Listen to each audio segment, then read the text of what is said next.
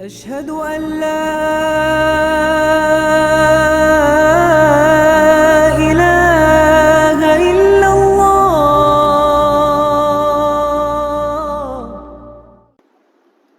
إن الحمد لله نحمده ونستعينه ونستغفره ونعوذ بالله من شرور أنفسنا ومن سيئات أعمالنا من يهده الله فلا مضل له ومن يضلله فلا هادي له وأشهد أن لا إله إلا الله وحده لا شريك له وأشهد أن محمدا عبده ورسوله أرسله بالهدى ودين الحق ليظهره على الدين كله ولو كره المشركون.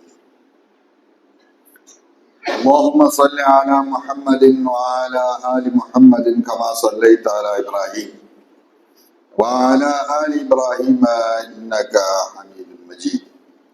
اللهم بارك على محمد وعلى آل محمد كما باركت على إبراهيم وعلى آل إبراهيم إنك حميد مجيد.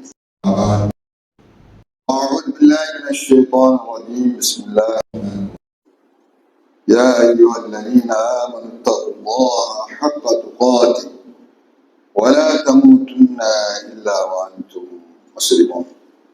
يا أيها الذين آمنوا اتقوا الله وقولوا قولا سديدا يصلح لكم أعمالكم ويغفر لكم ذنوبكم ومن يطع الله ورسوله فقد فاز فوزا عظيما.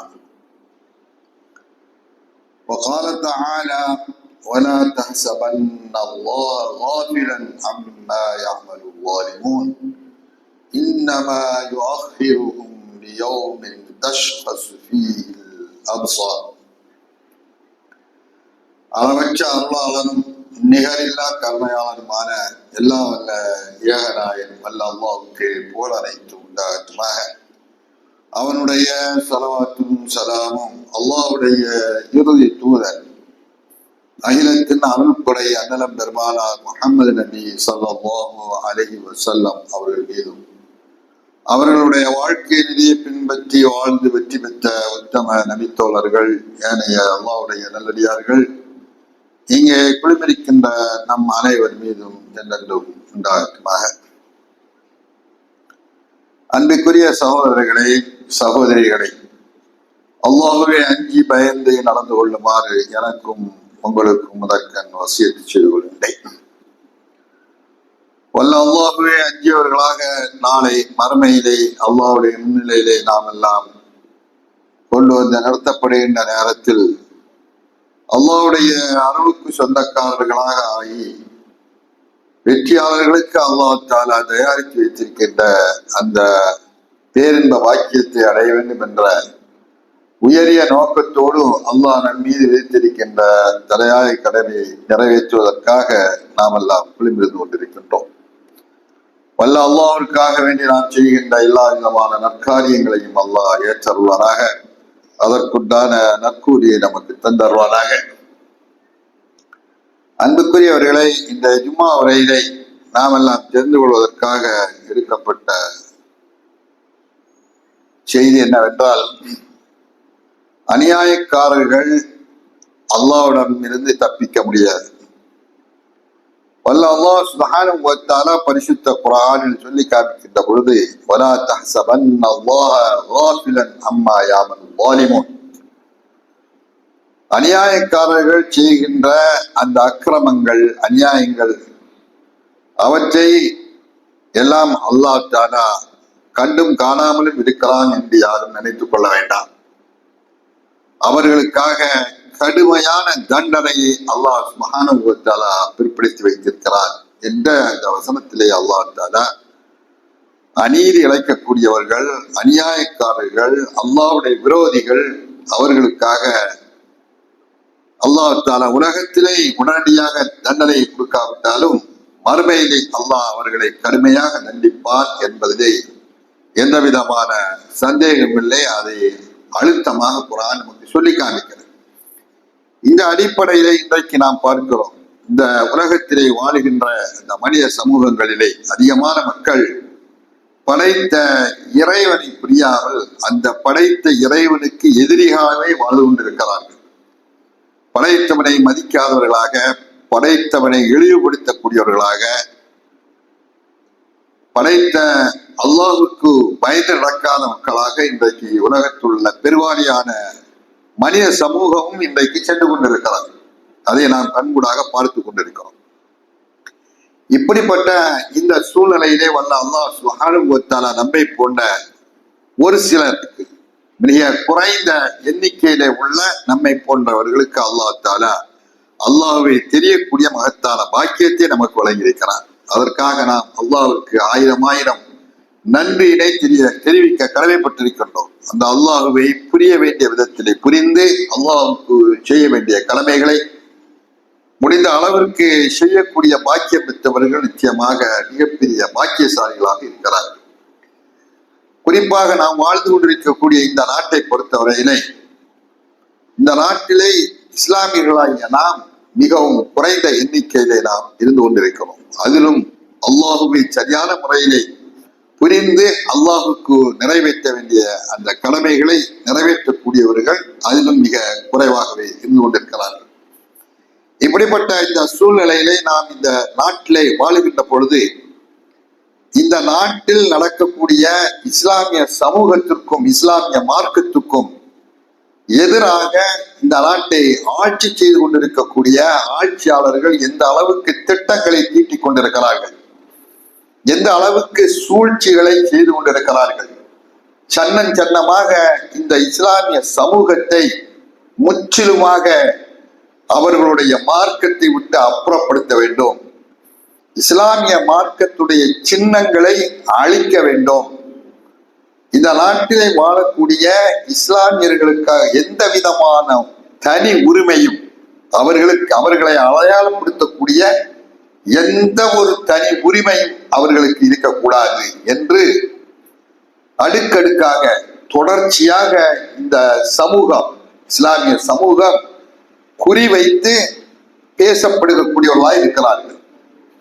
இஸ்லாமிய மார்க்கத்தில் உன்னதமான அல்லாஹ்வால் வழங்கப்பட்டிருக்கக்கூடிய சட்ட திட்டங்கள், பரிசுத்த வேதமாகிய குர்ஆனுடைய போதனைகள் அதை கை வைத்து அந்த சட்டங்களை முஸ்லிம்கள் செயல்படுத்த விடாமல் எப்படியெல்லாம் அவர்களை ஒழிக்க வேண்டும், அழிக்க வேண்டும், அடையாளங்களை போக்க வேண்டும் என்கின்ற இந்த மாதிரியான அநியாயமான வேலைகளிலே ஆட்சியாளர்கள், நாட்டை ஆளுகின்ற ஆட்சியாளர்கள், மதவெறி பிடித்தவர்கள், இஸ்லாத்துடைய விரோதிகள், இன்னும் படைத்தவனுடைய விரோதிகள் பகிரங்கமாக மேற்கொண்டு வந்து கொண்டிருக்கிறார்கள்.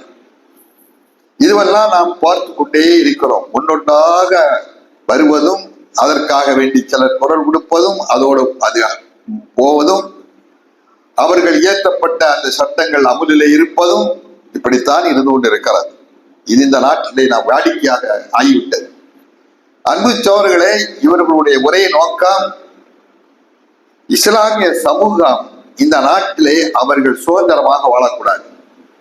முஸ்லிம்கள் அவர்கள் அந்நியர்கள், அதாவது இந்த நாட்டிலே வந்து வந்தேரிகள், அவர்களுடைய பாஷையிலே.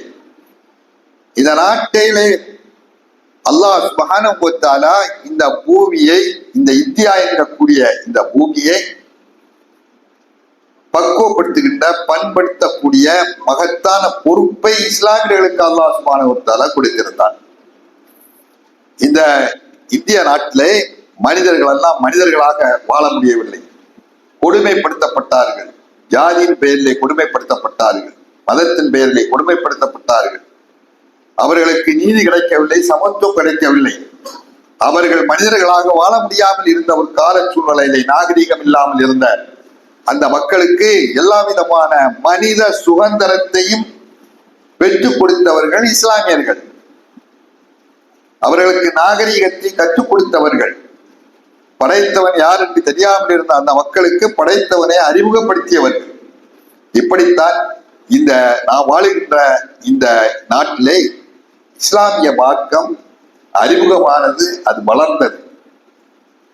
இந்த நாட்டிலே வாழ்ந்த பூர்வீக குடிமக்களாகிய நாம், நம்முடைய முன்னோர்கள் இஸ்லாமிய மார்க்கத்தை மனப்பூர்வமாக ஏற்றார்கள். அடிமை தளத்திலிருந்து அவர்கள் மீட்கப்பட்டார்கள்.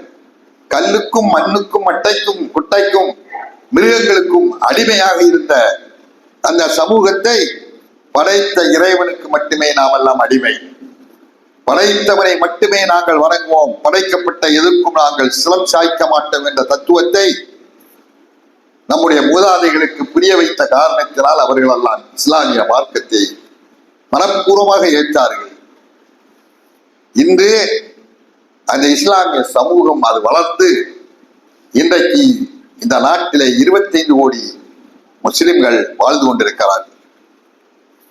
இந்த 25 கோடி முஸ்லிம்களும் 5இல் ஒரு பகுதியாக இன்றைக்கு இருந்து கொண்டிருக்கிறது. 5இல் ஒரு பங்கு முஸ்லிம்கள் இந்த நாட்டிலே வாழ்ந்து கொண்டிருக்கிறார்கள். அவர்களுக்கு இந்த நாட்டிலே உள்ள எல்லா உரிமைகளும் இருக்கிறது, எல்லா சுதந்திரமும் இருக்கிறது. மத சுதந்திரம், அறிவு சுதந்திரம், கல்வி கற்கின்ற சுதந்திரம், பொருளை திரட்டுகின்ற சுதந்திரம், அரசியல் சுதந்திரம், இப்படி மற்ற மனிதர்களுக்கு, மற்ற மதத்தை சார்ந்தவர்களுக்கு, மற்ற குடிமகனுக்கு என்னென்ன உரிமைகள் இருக்கிறதோ அது போன்ற உரிமைகள் இந்த முஸ்லிம்களுக்கு இருக்கிறது. எந்த விதமான பாகுபாடு கிடையாது. இந்தியர்கள் இந்த அடிப்படையில் எல்லோரும் சமம், அதில் பாகுபாடுபடுத்தி காட்டவே முடியாது.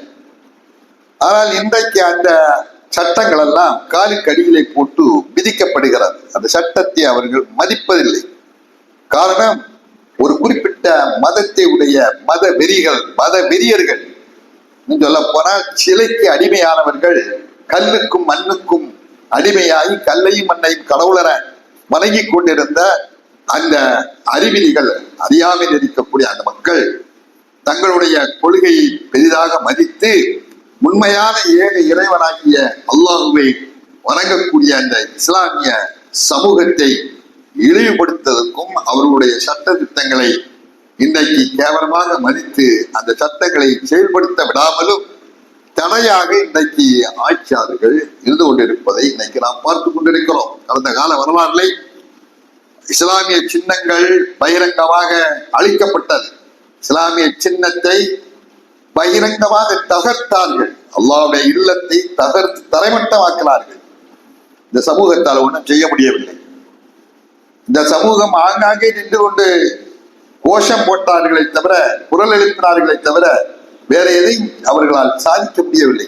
ஒன்றும் செய்ய முடியும். இடித்தவர்கள் இடித்தார்கள். இடித்தது மட்டுமல்ல, அந்த இடத்திலே சிலை வழிபாட்டு ஆலயத்தையும் அவர்கள் எழுப்பி சிலை வழிபாட்டை அல்லாஹ்வுக்கு கோபமூட்டு கொண்ட அந்த காரியத்தையும் அவர்கள் செய்து முடித்தார். அதை தொடர்ந்து எத்தனையோ விதமான சட்டத்திட்டங்கள் ஒன்றன் பின் ஒன்றாக, குறிப்பாக பெண்களுக்கு எதிராக சட்டங்களை அவர்கள் ஏற்றி நாங்கள் எல்லாம் பெண்கள் மீது அக்கறை கொண்டிருக்கிறோம், இஸ்லாமிய பெண்களுக்கு நாங்கள் அனுதாபமாக இருக்கிறோம், அவர்களை வாழ வைக்கிறோம் என்றெல்லாம் போலித்தனமாக அவர்கள் சொல்லிக்கொண்டு இஸ்லாமிய பெண்களுக்கான சில சட்ட திட்டங்களை கையில் எடுத்தார்கள். அதெல்லாம் நாம் அறிந்திருக்கிறோம்.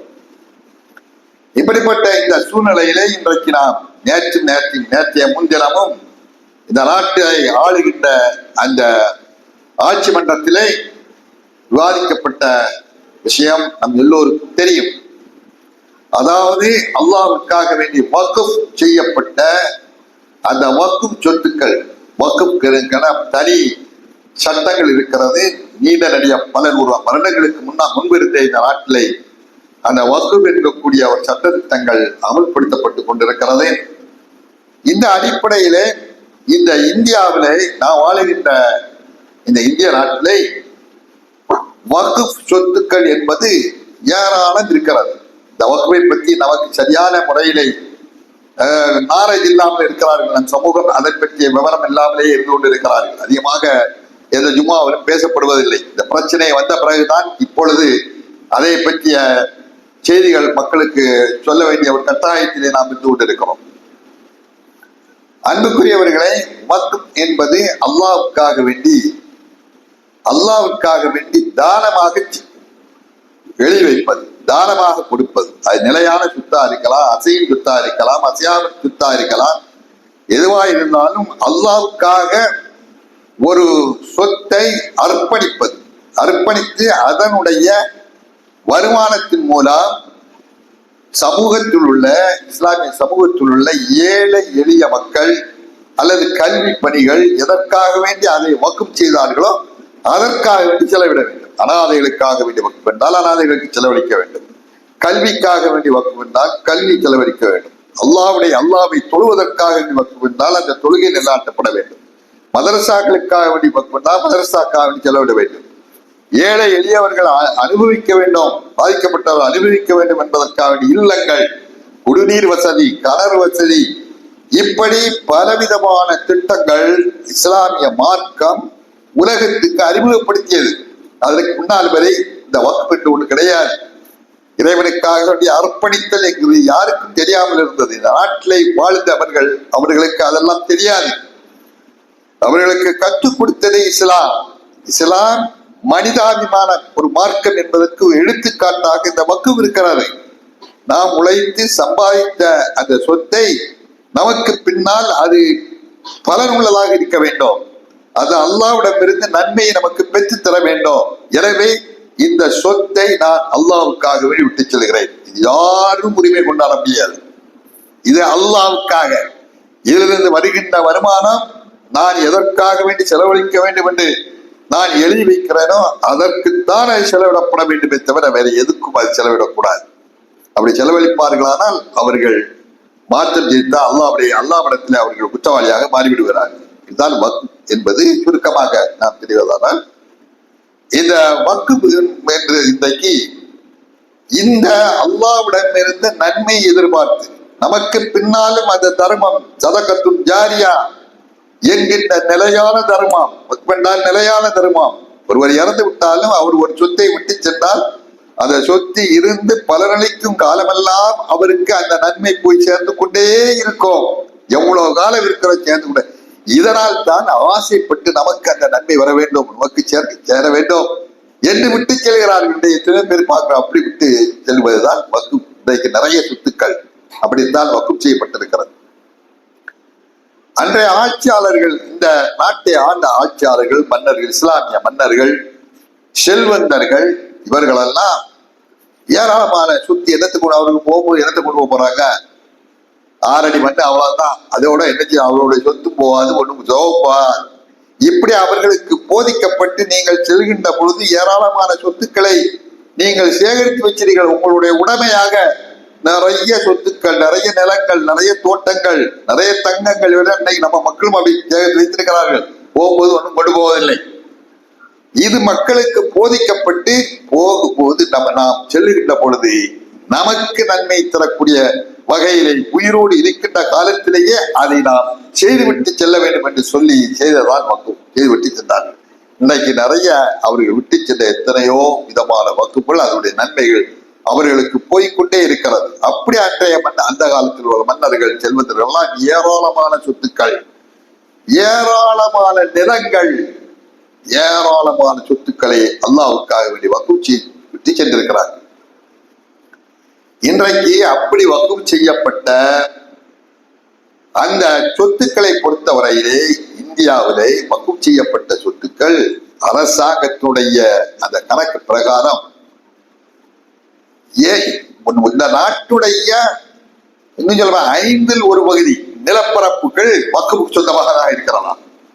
இந்த எவ்வளவு பிரமாண்டமான இந்திய நாட்டிலே அதுல உள்ள அந்த நிலப்பரப்புகள்ல ஏறக்குறைய 5இல் 1 பகுதி நிலப்பரப்பு அது வக்ஃப் சொத்துக்களாக இருக்கிற அந்த அளவுக்கு அவர்கள் செய்து விட்டார்கள். 1000 ஏக்கர், 2000 ஏக்கர், 500 ஏக்கர் என்றெல்லாம் அல்லாஹ்வுக்காக வேண்டி வக்ஃப் செய்து விட்டு சென்றிருக்கிறார்கள். அப்படி வக்ஃப் செய்யப்பட்ட சொத்துக்களை பொறுத்தவரையில அதனுடைய மதிப்பு இருக்கிறதா, மதிப்பு அந்த சொத்துக்கள் அவர்கள் அல்லாஹ்வுக்காக வேண்டி வக்ஃப் செய்த அந்த சொத்துடைய மதிப்புகளை அவர்கள் கணக்கிட பொழுது எத்தனையோ லட்சக்கணக்கான கோடிகள் அதற்கு மதிப்பிடுகிறார். சொல்லுகின்ற பொழுது சொல்லுகிறார்கள், இந்தியாவினுடைய வருவாயிலே ரயில்வே துறைக்கு அடுத்ததாக இருப்பது வக்ஃப் சொத்து தான் என்று சொல்கிறார்கள். இந்திய ரயில்வேக்கு எந்த அளவுக்கு நிலங்களும் வருமானமும் இருக்கிறதோ அதற்கு அடுத்தால் போல் இருப்பது இஸ்லாமியர்களுடைய வக்ஃப் சொத்து. இதெல்லாம் நம்ம தெரியாமல் இருந்து கொண்டு இருக்கிறோம். இந்த வக்ஃப் சொத்துக்கள் இன்றைக்கு நிறைய அன்று வக்ஃப் செய்யப்பட்ட, அல்லாஹ்வுக்காக வேண்டி வக்ஃப் செய்யப்பட்ட அந்த சொத்துக்களை இன்றைக்கு என்ன செய்திருக்கிறார்கள்? நிறைய சொத்துக்கள் அராஜகமான முறையிலே, அநியாயமான முறையிலே கொள்ளையடித்து தவறான வழியிலே பயன்படுத்தப்பட்டிருக்கிறது. எத்தனையோ ஏக்கர் கணக்கில் உள்ள அந்த நிலங்கள் எல்லாம் சிலை வழிபாட்டு கோயில்கள் ஆக்கிரமித்து வைத்திருக்கிறார்கள். அதை ஆக்கிரமித்து வைத்திருக்கிறார்கள். அரசாங்க அலுவலகங்கள், சென்னை பொறுத்தவரையிலே அரசாங்க அலுவலகங்கள், நிறைய அலுவலகங்கள் வக்ஃபுடைய இடத்துல இருக்கிறார்கள் சொல்கிறார்கள்.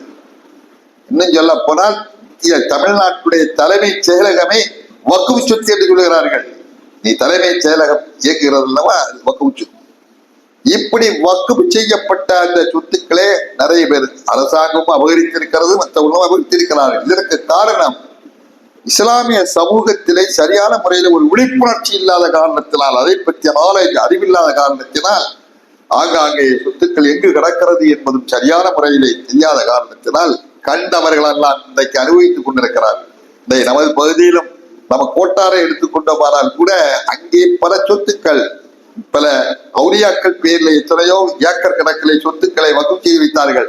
இன்றைக்கு யாருடைய கையிலாமே இருக்கிறது. எத்தனையோ ஏக்கர் கணக்கில் உள்ள வயல்கள், தோட்டங்கள் அவர்களை மாற்றார்கள், அனுபவித்துக் கொண்டிருக்கிறார்கள். இதெல்லாம் பார்த்து கொண்டு இருக்கிறோம்.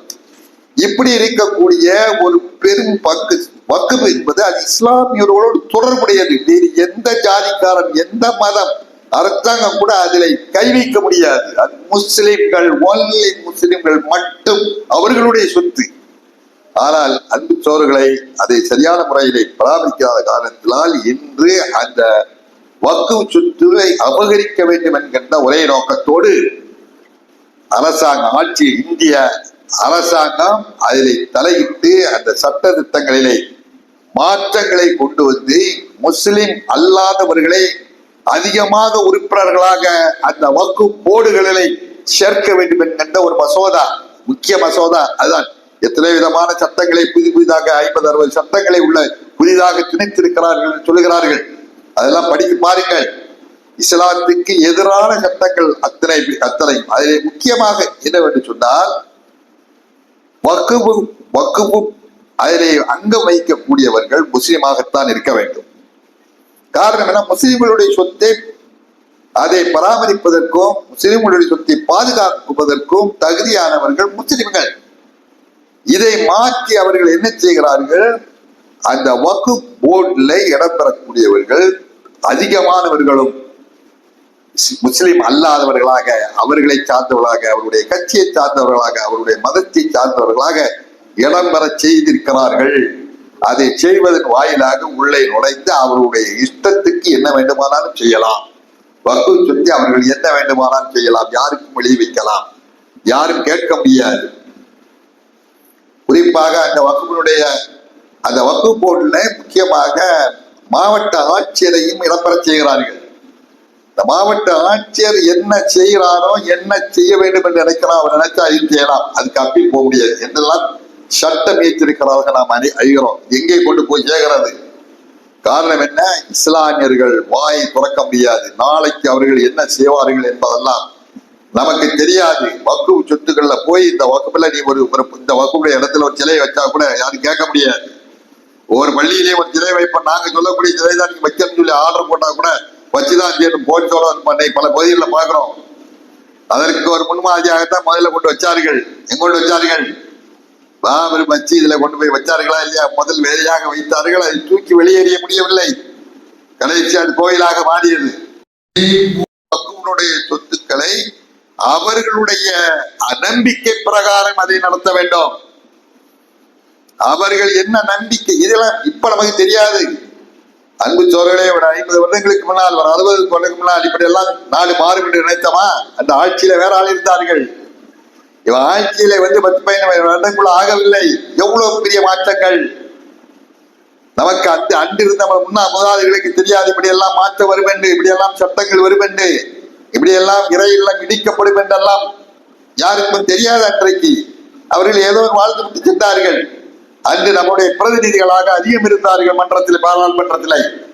இன்றைக்கு நமக்கு ஆள் இல்லை. ஒருவர் கூட இல்லாமல் அவர்கள் துடைத்தெறிந்து விட்டார்கள். அப்படியே யாராவது இருந்தால் கூட அவர்களுக்காக வேண்டி குரல் எழுப்பக்கூடியவர்களாக இருக்கிறார். இஸ்லாமிய தொப்பி அடித்து கொண்டு அவர்களுக்காக வேண்டி காசை வாங்கி கொண்டு இஸ்லாத்துக்கு எதிராக அவர்கள் ஏற்றுகின்ற அந்த மசோதாக்களை ஆதரித்து மேடையிலே கொடுக்கிறார். இஸ்லாத்தி நம் யாரெல்லாம் அந்த வகுப்புக்கு ஆதரவாக சாதகமாக பேசுகிறார் அவர்கள் எல்லாம் கேவலமா பேசுகிறார். ஒரு இஸ்லாமிய பேருதாக்கியா இருக்கக்கூடியவர். சமூகம் எங்கே கட்டுக்கோப்பு இருக்கிறது? நினைத்தாலே வேலையாருக்கு எதிர்கால நம் சந்ததிகள் இதையெல்லாம் சந்திக்க போறார்களோ தெரியவில்லை. எந்த அளவுக்கு நாம் தென் பகுதியிலே ஏதோ கொஞ்சம் பாதுகாப்போடு இருக்கிறோம். அன்பு சோதரர்களை, வட மாநிலங்களிலே இஸ்லாமிய சமூகத்துக்கு இழைக்கப்படுகின்ற கொடுமைகள் பார்த்து பார்த்து கண்ணெல்லாம் கலங்குகிறது. அநியாயம், அக்கிரமங்கள். சமீபத்தில் என்ன நினைத்தார்கள்? அவர்களுடைய மத விழா, மதத்தின் பேரில் செய்கின்ற அநியாயம், ரோட்ல போறவர்களையும் மாணவர்களையும் அநியாயமான முறையிலே இந்த சேத்தை மாறி எரிகிறார்கள், கலரை மாறி வீசுகிறார்கள். ஆண் என்றும் பெண் என்றும் பார்க்காம ரோடுகள்ல மறைத்து, ரோட்டை மறைத்து, பப்ளிக்க மறைத்து அக்கிரமத்தில் ஈடுபடுகிறார். இது அவருடைய கலாச்சாரம், மத கலாச்சாரம், மத வழிபாடு என்று செய்து கொண்டிருக்கிறார்கள். இப்படி அவர்கள் செய்கின்ற அந்த விழா நாளன்று முஸ்லிம்களுடைய அந்த வழிபாட்டு தலமான பள்ளி வாசல்களை எல்லாம் திரையிட்டு மறைக்க வேண்டும் என்று கட்டளையிட்டார்கள். சுப்ஹானல்லாஹ், பாருங்க எங்கே போகிறது பாருங்கள். அவர்களுடைய அயோக்கியத்தனம், கேவலமான ஒரு வழிபாடு, கேவல மனித இனத்திலையும் மிகவும் கேவலமான ஒரு செயல்களை செய்து கொண்டு இது கடவுளுக்கு பிரியமான வழிபாடு என்று செய்து கொண்டு அதே அவர்கள் செய்வதற்காக வேண்டி அல்லாஹ்வுடைய இல்லத்தை திரை போட்டு மறைத்தார்கள். தார்பால போட்டு எல்லா இல்லங்களும் உத்தரப்பிரதேசத்தெல்லாம் பார்த்தோம். இன்னும் அவர்களுடைய ஆட்சி நடக்கின்ற அந்த மாநிலங்கள் எல்லாம் திரையை போட்டு மறைத்தார்கள். வரலாற்றிலே பார்த்திருக்கிறோமா? எவ்வளவு பெரிய கொடுமை அன்பு சோழர்களை, எவ்வளவு பெரிய கொடுமை எங்கே போகிறது? அதே போலதான் இன்றைக்கு வக்ஃபை அவர்கள் தீர்மானத்தை நிறைவேற்றி கை கொண்டு வந்துட்டார்கள். நாளை என்ன உத்தரவுகள் போடுவார்கள்? வக்ஃபின் கீழ் இருக்கக்கூடிய இறை இல்லங்கள், மதரசாக்கள், அனாதை நிலையங்கள், கல்வி நிலையங்கள், இதுக்கெல்லாம் என்ன ஆர்டர் போடுவார்கள் நம்மளால் சொல்ல முடியாது. வந்தால பலாத்காரத்தோட ஆயுதம் தாங்கிய போலீசுகளோடு கொண்டு வருவார்கள், வந்து நுழைவார்கள், செய்வார்கள். எப்படி வட மாநிலங்கள், காஷ்மீர்ல நடக்கிறது, உத்தரப்பிரதேசத்தில் நடக்கிறது. புல்டோசர் கலாச்சாரம் அடிக்கிறான் பாருங்க. நம்ம எந்த நாட்டுல வாழ்றோம்? எங்கே இருக்கிறது சுதந்திரம்? இஸ்லாம், முஸ்லிம்கள் எங்கே? முஸ்லிம்கள் அன்பு சோழர்களை குரல் கொடுப்பதற்கு தலைவன் இல்லை. இந்த சமூகத்துக்கு முன்னின்று வழிநடத்துவதற்கு ஒரு தலைவன் இல்லா சமூகமாக இந்த இந்திய நாடு இருந்து கொண்டிருக்கிறது. ஆளுக்கு ஆள் தலைவன். அவன் தெரிஞ்சுக்கிட்டான். ஏன் வாரா பாப்பு உங்களுக்கு ரெப்ரசன்டேட்டிவ் யாரையா? யாரு கேட்குறதுக்கா? ஒருவர் கூட குரல் கொடுப்பதற்கு இல்லை.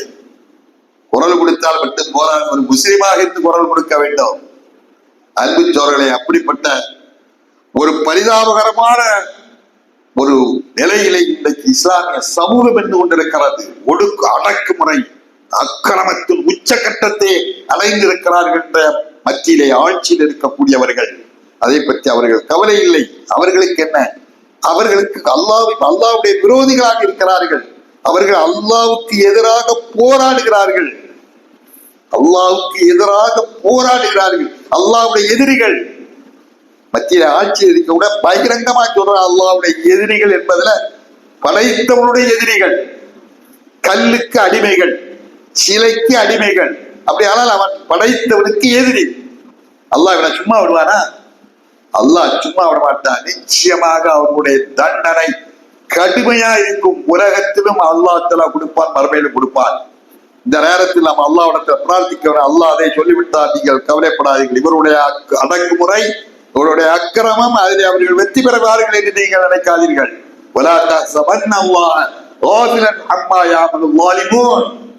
இந்த அநியாயக்காரர்கள் செய்கின்ற அக்கிரமத்தை பற்றி அல்லாஹ் பராமுகமாக இருக்கிறான் என்று நீங்கள் நினைத்துக் கொள்ளாதீர்கள். அல்லாஹ் தஆலா அவருடைய தண்டனையில் தாமதப்படுத்துகிறார் என்று சொன்னால் மறுமையிலே கண் பிதுங்கின்ற அந்த நாளையிலே தலைகுனிவாக அடிப்பார்கள். படைத்தவன் முன்னால் கேவலமானவர்கள் அடிப்பார்கள். இது நம் நம்பிக்கை, நம்ம நம்புறோம். இதுதான் நம்ம நம்பிக்கை என்றும் சொல்வோம். குர்ஆன் சொல்கிறது, யாருக்கு பயப்பட வேண்டிய தேவையில்லை. எவன் அல்லாஹ்வுக்கு விரோதியோ அவன் முஸ்லிம்களுக்கு விரோதி, அவன் நரகத்துக்கு செல்லக்கூடியவன். அதில் எந்த மாற்று கருத்தும் இல்லை.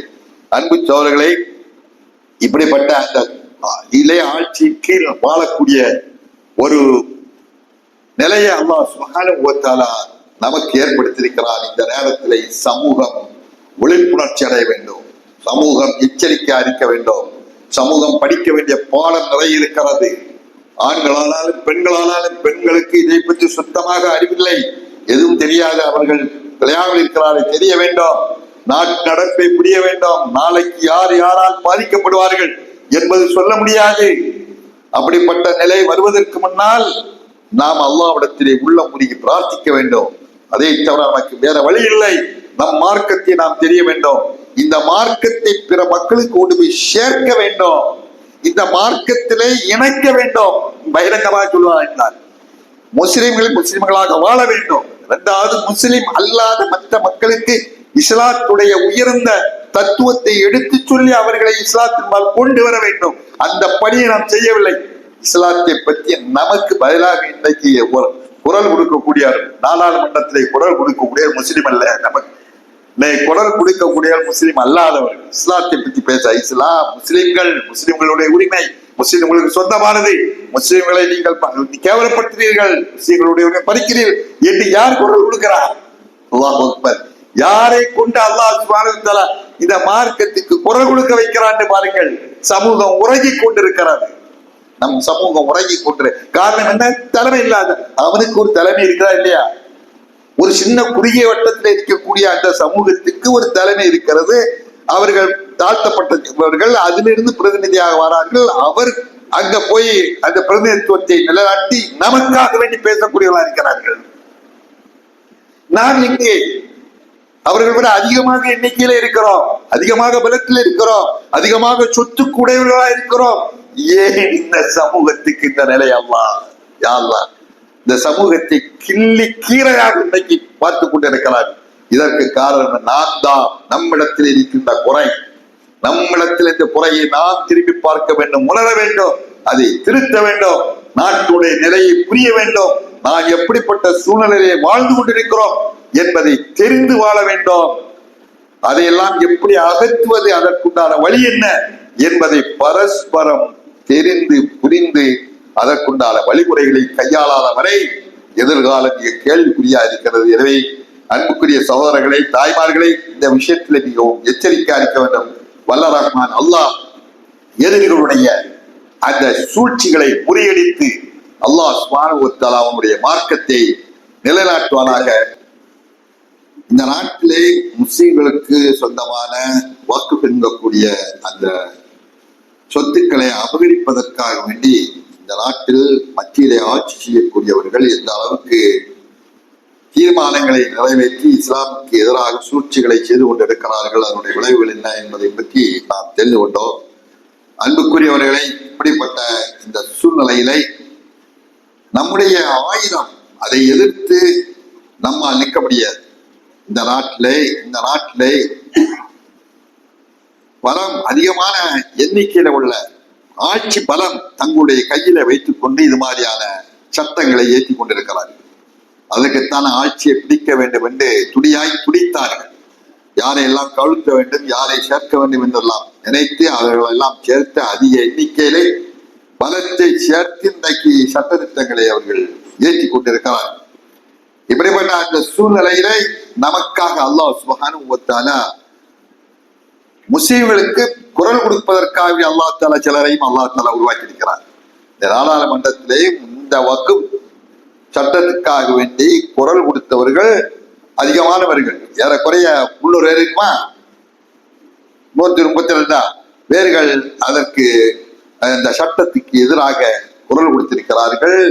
இந்தியாவின் பல மாநிலங்களிலே உள்ளவர்கள் இந்த இச்சட்ட திருத்தம் செல்லாது, இதை கூடாது, முஸ்லிம்களுடைய விஷயத்திலே தலையிடக்கூடாது என்றெல்லாம் குரல் கொடுத்திருக்கிறார்கள். அந்த வகையிலே நாம் அல்லாஹ்வுக்கு நன்றி செலுத்த வேண்டும். அது மட்டுமல்லாமல் நாம் வாழுகின்ற இந்த தமிழகத்தை பொறுத்தவரையில தமிழ்நாடு முழுக்க முழுக்க ஒட்டுமொத்த அந்த உறுப்பினர்களும் எதிராக அந்த மத்திய அரசுடைய தீர்மானத்துக்கு எதிராக குரல் கொடுத்திருக்கிறார்கள். ஏந்தே சட்டமன்றத்திலும் அதற்கு தீர்மானம் நிறைவேற்றியிருக்கிறார்கள். தீர்மானம் நிறைவேற்றி இந்த வக்ஃபு மசோதாவை சட்டமன்றம் முற்றிலுமாக எதிர்க்கிறது என்று ஒட்டுமொத்தமாக எல்லா கட்சிக்காரர்களும் சேர்ந்து இன்றைக்கு தீர்மானத்தை நிறைவேற்றிருக்கிறார்கள். இந்த வகையிலே அல்லாஹ் சுப்ஹானஹு வ தஆலா இப்படி நமக்கு சாதகமாக சிலரை சத்தியத்துக்கு குரல் கொடுக்கக்கூடியவர்களாக அல்லாஹ் சுப்ஹானஹு வ தஆலா ஏற்படுத்தியிருக்கிறார். இந்த சூழ்நிலையிலே நாம் அல்லாஹ்விடத்திலே பிரார்த்திக்க கடமைப்பட்டிருக்கின்றோம்.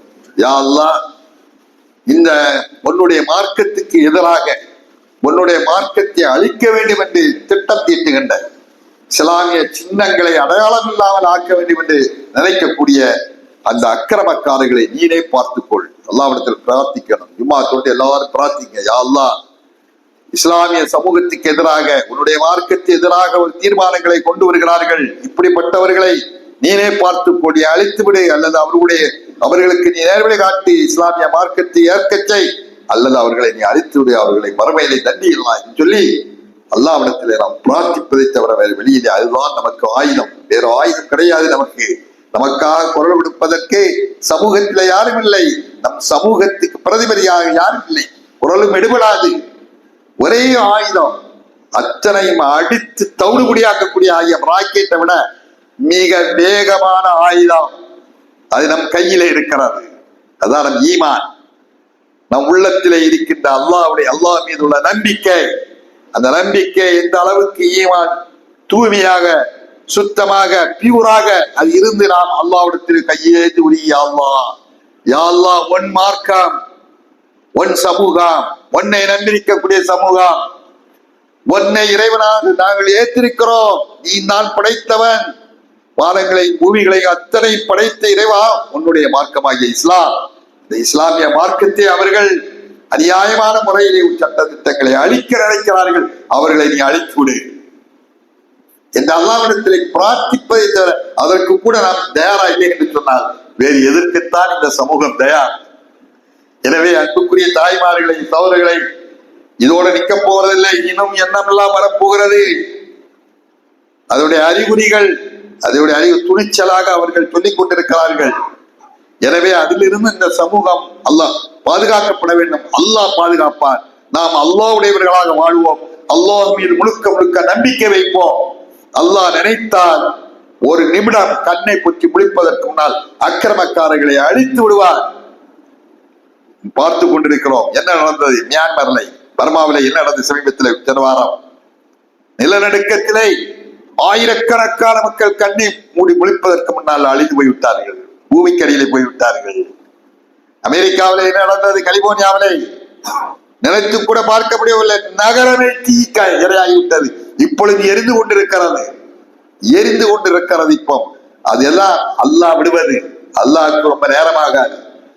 ஒரு ஆண்டு ஒரு நடுக்கிறாங்களா அப்படியே உள்ள போயிடும், பார்லிமெண்ட் அப்படியே உள்ள போயிடும், அப்படியே உள்ள விட எல்லாம். அல்லாஹ் நினைச்சா குன் ஃபயகூன். அல்லாஹ் சொல்ல குன் ஆகிவிடு, அவ்வளவுதான், ஆகிவிடும். அதோட முடிஞ்சுது கதை. அல்லாஹ் பார்த்துட்டு இருக்கா. எனவே அதற்காக நம்ம சும்மறிய கூடாது. அல்லாஹ் பார்த்துருவான். அப்ப உனக்கு என்ன வேலை? நமக்கு பங்களிப்பு. நம்ம அல்லாஹ்விடத்தில் அதை கூட கேட்காம இருந்தா, உள்ள உரிய கேட்காம இருந்தா மார்க்கத்தின் மீது என்ன விசுவாசம் இருக்கிறது? எனவே அன்புக்குரிய தாய்மார்களை, சகோதரர்களை, அல்லாஹ்விடத்தில் நாம் பிரார்த்திப்போம். அது மட்டுமில்லாமல் இந்த மசோதாவை இந்த வக்ஃபுக்கு எதிராக மசோதாவை அதை எதிர்த்து உச்ச நீதிமன்றத்திலே வழக்கு தொடரப்போறோம் என்று நமது தமிழக சட்டமன்றத்தில் தமிழக முதல்வர் அவர்கள் என்ன அறிவித்திருக்கிறார். அது கொஞ்சம் ஆறுதலாக இருக்கிறது. இதற்கு நாம் என்ன செய்ய வேண்டும்? ஒவ்வொரு பகுதியிலிருந்தும், ஒவ்வொரு பள்ளிவாசலிருந்து ஒரு வழக்கு தொடர வேண்டும். இன்னைக்கு லட்சக்கணக்கான பள்ளிவாசல் ஒவ்வொரு பலரிலும் வழக்கு தொடர வேண்டும். அல்லாஹ் நாடினால் வழக்கு மன்றங்கள், நீதிமன்றங்களும் இன்றைக்கு அவருடைய கைக்கூலிகளாக இருக்கிறார். இருந்தாலும் அல்லாஹ் சுப்ஹானஹு வ தஆலா சிலரை நீதத்தை நிலைநாட்டக்கூடியவர்களாக அல்லாஹ் உள்ளத்துல போட்டிருக்கிறான். அப்படி உள்ளவர் மூலமாக அல்லாஹ் தஆலா நமக்கு நீதம் கிடைப்பதற்கு அல்லாஹ் நாடினால் நிச்சயமாக நடக்கும். எனவே நான் அதற்கு எதிர்த்து என்னென்ன முயற்சிகள், அடுத்த கட்டம் இது மாதிரியான சட்டங்கள், வேறு மாதிரியான இஸ்லாத்துடைய அடிப்படைகளை கைவைக்க இருப்பதற்கு இப்பொழுதே நாம் நடவடிக்கைகளை நாம் மேற்கொள்ள வேண்டும். அதற்கு சிந்தனையாளர்கள் ஒவ்வொரு சமூகத்தில் உள்ளவர்களும், குறிப்பாக நாம் இந்த ஹவ்வா நகர் திட்டத்தில் இருக்கோம்னா அதில் உள்ள முக்கியஸ்தர்கள், அறிவாளிகள், புத்திஜீவிகள், படித்தவர்கள் எல்லாம் சேரணும். ஒரு மஷோரா, இதை பத்தி என்ன செய்யலாம், இது என்ன செய்யலாம். நம்ம எல்லாம் திங்கிறதுக்கும் சாய கடையில இருந்து பச்சியும் வடையும் உளுந்த வடையும் சாயம் குடித்து அடிச்சுட்டு போய் இதுதான் நடக்கிறது. எல்லாம் இங்க வந்தாலும் அதான் நடக்குது. அரட்டை அடிக்கிறது, அவனை கழுவி பிடிக்கிறது, இவனை இல்ல. சமூகத்தை பத்தி பேசுங்கள், மார்க்கத்தை பத்தி கவலைப்படுங்கள். முக்கிய புறவர்களை உறுதி என்ன செய்யலாம், இது எப்படி வளர்க்கலாம், நம்ம சார்பாக வளர்த்து கொள்ளலாமா, என்ன செய்யலாம் சொல்லிட்டு ஆலோசனை செய்யுங்க. அல்லா தலா பாத்தியா என்னுடைய மார்க்கத்துக்காக அவர்கள் எல்லாம் ஆலோசனைகள் செய்கிறார்கள். சரி, அல்லா தலா அவனுடைய அருள் கண்ணை நினைச்சவான் திறந்து பார்ப்பான். அதற்கு அது பாட்டு போயிட்டே இருக்கோம், நடப்பது நடக்கட்டும், நாம் போய்கிட்டே இருப்போம் என்றால் அப்படித்தான் இருக்கும். எனவே வல்ல ரஹ்மான் அல்லாஹ் சுப்ஹானஹு வ தஆலா அவனுடைய அருள் கண்ணை இந்த சமூகத்தின் மீது திறப்பானாக.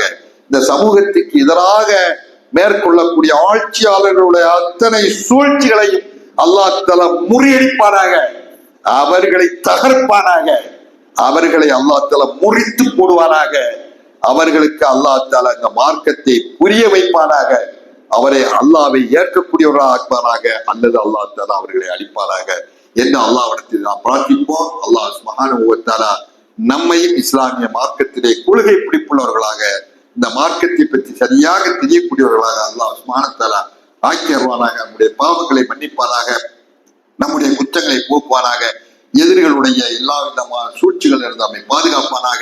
நாளை மறுமையிலே சொர்க்கம் என்கின்ற மகத்தான பாக்கியத்தில் நம்ம எல்லோரையும் கொண்டு சேர்த்து அருள்வானாக.